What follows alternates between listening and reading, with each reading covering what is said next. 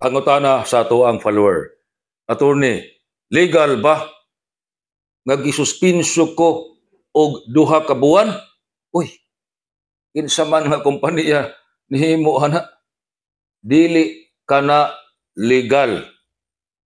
Ang atoang balaod nagingon, ang pinakataas nga suspinso, mahimo man lang ang pagsuspinso sa trabahante, preventive o penalty.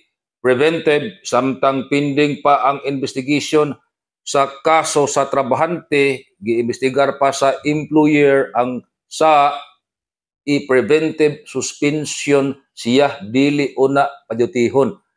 Pila kadlaw, maximum 30 kadlaw. Karon, giimbestigar sa employer ang trabahante na matud-an nga sad-an, ingon ang employer, dilasan inato tangtangon, suspensuhon lang una. Pila ka adlaw ang maximum nga suspenso?